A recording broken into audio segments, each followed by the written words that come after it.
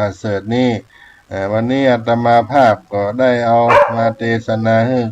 พี่น้องท่านคนฟังทั้งหลายที่ได้สดับรับฟังธรรมะ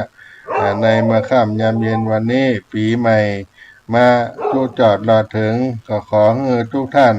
ได้อยู่เย็นเป็นสุขกันปรารถนาสิ่งใดก็ขอให้ธรรมแห่งพระสัมมาสัมพุทธเจ้าจงได้ปกปักรักษาให้ทุกท่านได้อยู่เย็นเป็นสุขกันทั่วหน้าให้ได้สมกรรมมุ่งมั่นปรารถนาสัตตาวาสาจีเวนะสมังคีโกโหตุสัพพตาขอให้มีอายุมันยืนยาวได้120 ขวบเข้าพระพรรษาอากาศสัพพปตะภูมิกังคามหาสมุทาอาราคาเทวดาเจ้าทั้งหลาย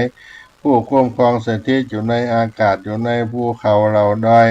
สถานที่แม่น้ำคงคามหาสมุทรจงได้รักษาให้ท่านอยู่เย็นเป็นสุขกันทั่วหน้าพระวัตตุสัพพมังคลังละขันตุสัพพเทวตาสัพพพุทธานุภาเวนะสัพพธรรมานุภาเวนะสัพพสังฆานุภาเวนะด้วยอนุภาพสัพพมงคลอนุภาพแห่งพระพุทธเจ้าพระธรรมเจ้าพระสังฆเจ้าจงได้ปกปักรักษาให้ทุกท่านอยู่เย็นเป็นสุขกันทั่วหน้าจัตตาโลธัมมาวัฏันติอายุวันโนสุขังปะลั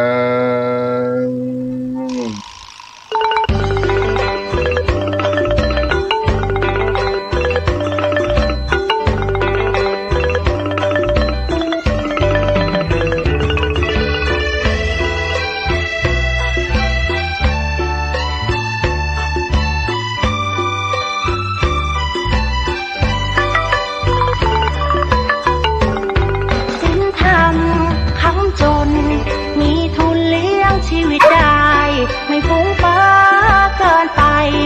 หลงไหลไม่สูงสิ่ง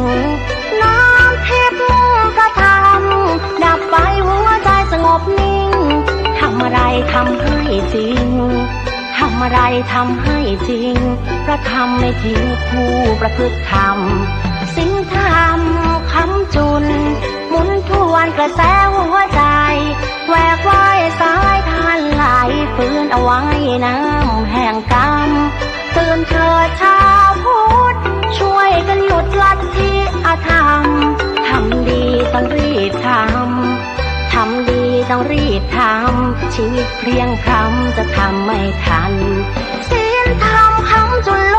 กหายเศร้าโศกหายโรคภัยหายเคราะห์เสนียดจันไรอยู่อย่างไม่หวาดหวั่นพัฒนาจิตคิดปัจจุบันให้รู้เท่าทันเรื่องร้ายเรื่องดีความชั่วใดๆอย่าให้มาเป็นใหญ่อย่าให้มาข่มขีรวมแรงรวมใจกล้าหาญฝึกตนทุกด้านสร้างบารมีคัดค้านสิ่งไม่ดีชดใช้หนี้เวรกรรมบุญคุณทดแทนความแค้นต้องให้อภัยผิดพลาดต้องแก้ไขไม่ถือว่าใครเป็นศัตรูบูรพาคณาจารย์ท่านอาจหาญไม่มีใครสู้ดินกลบหน้าให้ทุกคนดู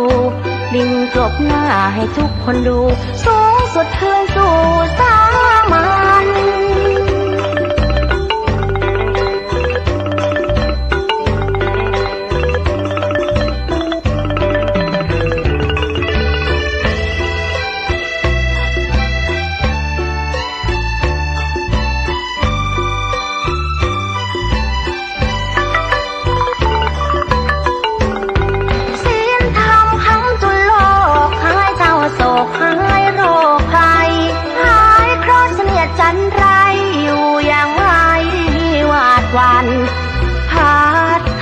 จิต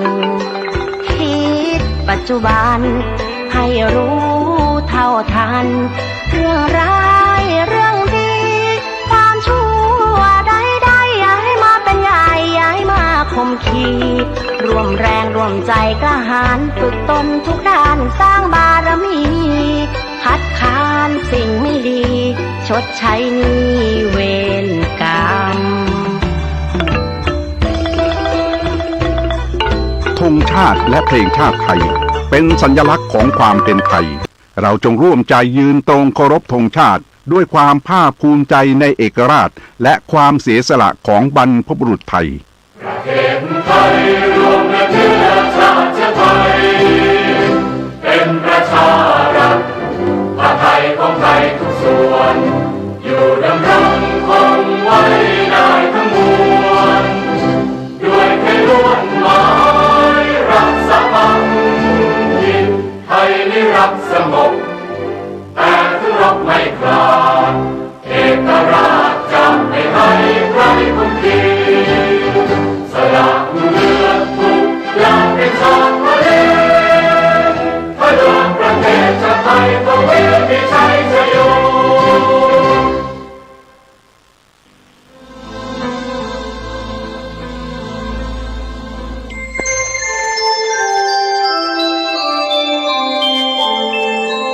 ขณะนี้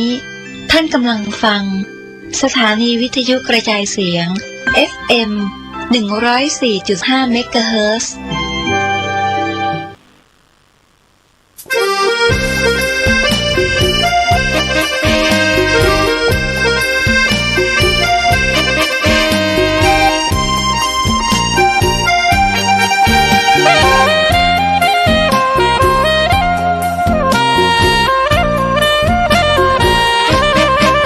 สถานีพระพุทธศาสนาฝากเสียงลอยมาบอกบรรดาญาติโยมที่มีใจใช้ธรรมฉโลมที่มีใจใช้เพลงฉโลมบอกบรรดาญาติโยมให้ฟังคลื่นนี้สถานีตั้งไม่ไกลไม่ไกลตั้งอยู่ทั่วเมืองไทยชวนคนไปทำดี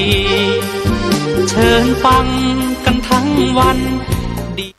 ขอเจริญพรพี่น้องชาวไทย